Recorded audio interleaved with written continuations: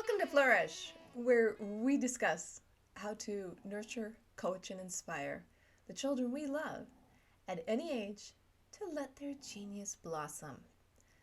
I'm your host, Diane Planadin, and if you've been watching the show now for a while, you know that I was so fortunate to raise a son that, well, he turned out pretty amazing, number one, but number two, he found his gift early in life, and literally thousands and thousands of people have asked me over the years how I did it. How did I raise him to bring out that natural talent and help him hone and develop his gift and support him through school? And really, it was a journey to realize his strengths. So I decided to create this show and discuss the ideas and the theories and the stories of our adventures,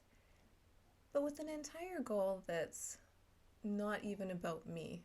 It's not even about my son.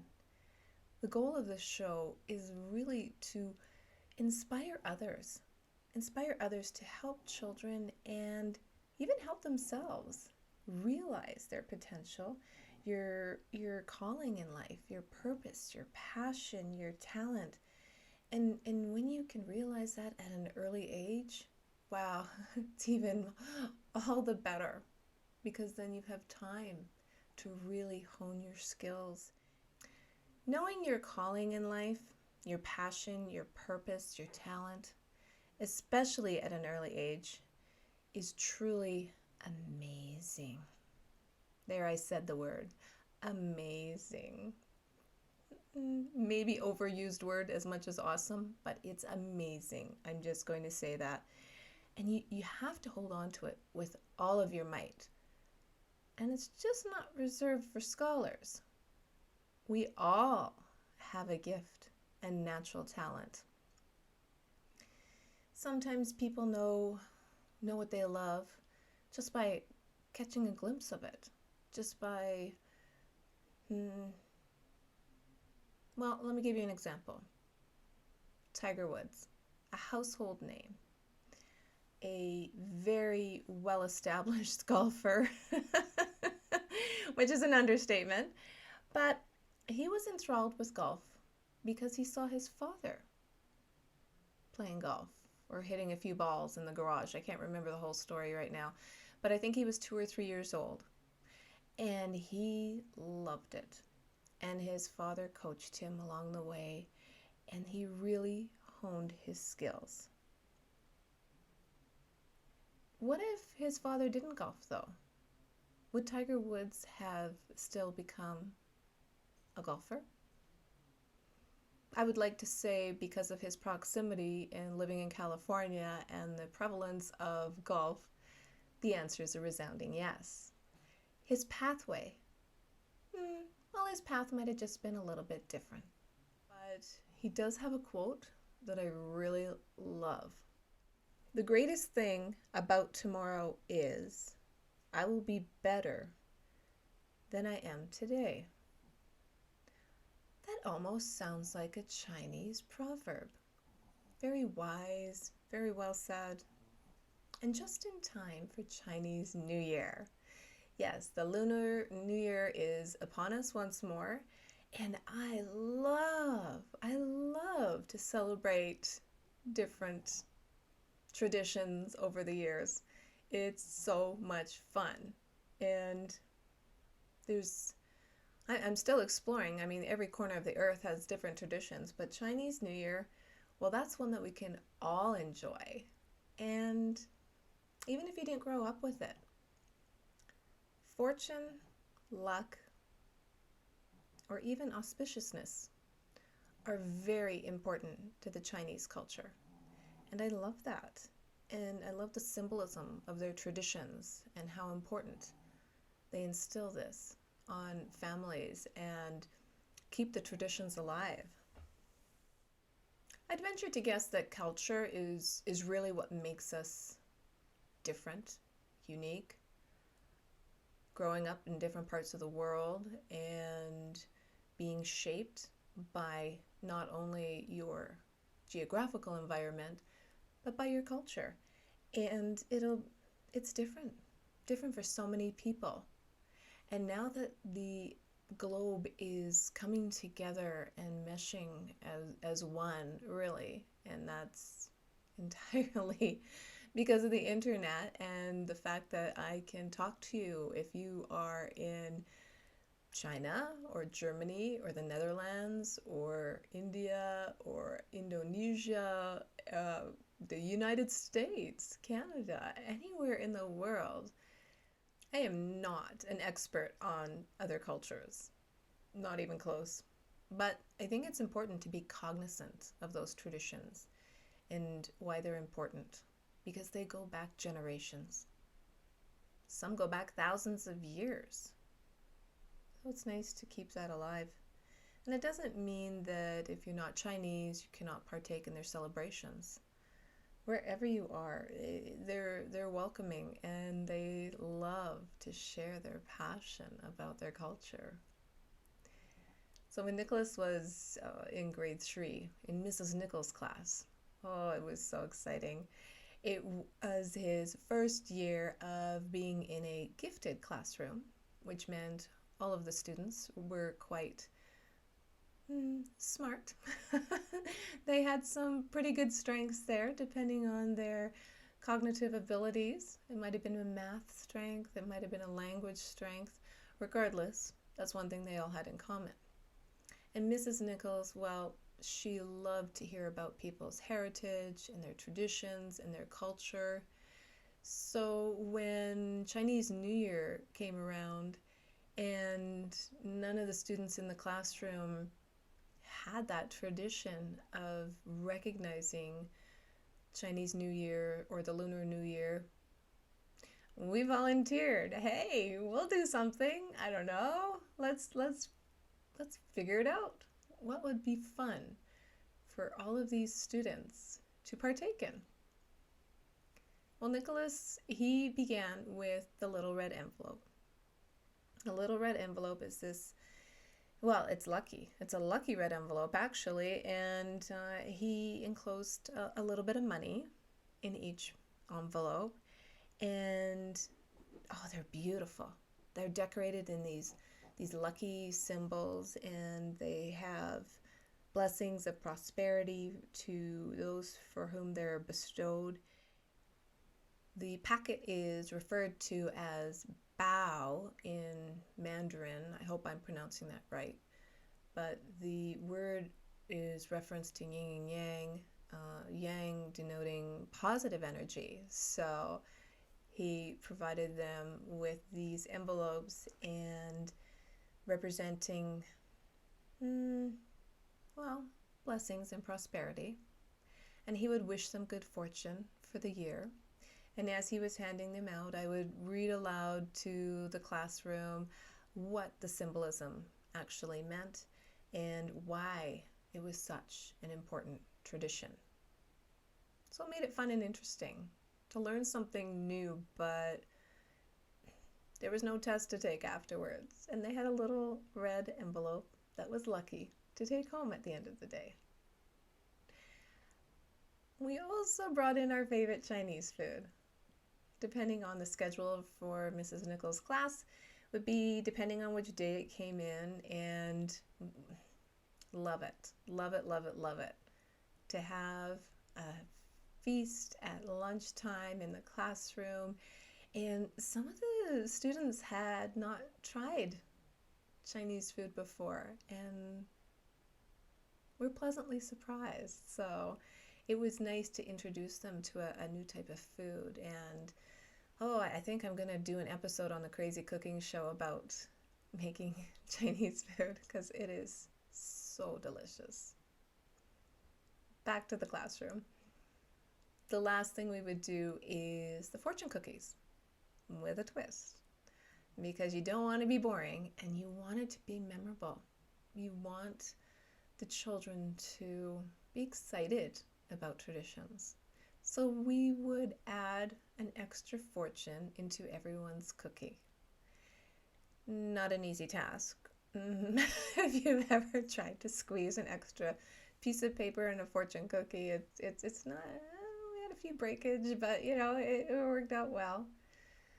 But the whole idea was, depending on what the student liked, or what was happening in the classroom, or what the next great goal was, we would personalize it to add a little extra inspiration into the fortune cookie. So, in these fortune cookies, we would acknowledge someone's effort. Yes, effort. And you might be wondering why. Why would you have to acknowledge their effort? Aren't they gifted and talented and just naturally smart? And the answer is a resounding no. It doesn't work that way. When children know their talent at an early age, regardless of what that might be, people just think they're lucky for some reason. Oh, isn't he lucky? A natural golfer. Isn't he lucky? A natural, mathematician. But it actually doesn't work that way. And just like anyone else, they have to earn their good fortune. They have to hone their talents and put in the hard work. After all, people do have talents that they might even know they have, but they squander them. They're lazy. They don't put the work in or the practice required. Which I believe in a previous episode I spoke on the study that Erickson did, that he discovered it takes about 10,000 hours to really master a craft. The discipline and the activities it takes all of us to stay engaged, to stay active, it's vital. It's absolutely vital. And a quality that reminds me of a Chinese proverb: a nation's treasures is in its scholars. I'm pretty sure even Tiger Woods worked hard, honing his talent and mastering the game of golf. A nation's treasure is in its scholars. I think it's a given that when you see an athlete working hard, people get it. They understand you need to practice, practice, practice, and practice hard to get better, because they're holding on to their passion with all their might, with all their energy. Which makes me think about a TED Talk I heard. It was from 2009. Elizabeth Gilbert, who is, well, she's an amazing, beautiful, eloquent writer, gave this talk, and it was called Your Elusive Creative Genius. She had some really cool things to say in this talk, and she began with referencing, writers and creative people. There's always a muse, somebody out there in the walls, like Dobby the elf. Or the Greeks had a daemon, the Romans a genius, and she talks about how important that is to the creative process. My favorite part of her talk is actually her discussing an encounter with a famous poet named Ruth Stone, and how she shared a story of where her inspiration came from. And Ruth would be outside working on the farm, and a poem would be coming towards her. She could feel it. She could hear it. It was thunderous. And as soon as that happened, she would run for her house and grab a pencil and start transcribing, putting it down on paper. My favorite part is when she talks about Ruth telling her that if a poem started to pass by her, she would reach out her hand, literally, and grab it by the tail and pull it back towards her. What a powerful, powerful analogy. And so hold on with all your might for yourself, for your children, when you realize the gift during your journey. Just think of Ruth pulling that back towards her, holding on with all her might. Wonderful story. Thank you, Elizabeth Gilbert, for sharing that. So how do you discover your gift, your natural talent, if it doesn't come to you at an early age? If you don't have Dobby the house elf in the walls, and if you are not inspired by just simply watching someone play golf. Well, it's a journey and it's a discovery. And if you haven't found it yet, it's never too late. A journey of 1,000 miles must begin with a single step. You need to try different things. You need to explore the world, and you need to step outside and take it all in. Try different things. As you take your journey, or help your children take their journey, do not confine your children to your own learning, for they were born in another time. Yes, that's another Chinese proverb. Both of those quotes I just said are Chinese proverbs, and I do believe they can work for all of us. You don't need to be Tiger Woods or Rhodes Scholar for that matter. Your calling is your own fortune, one that is just as important as anyone else's. Sometimes it takes a long journey to realize it. I wish you all great fortune this Chinese New Year, or whichever tradition you like to uphold. You may have heard me speak of my own heritage, which is a German culture. And in German we have a different saying. It's called Mitfreud.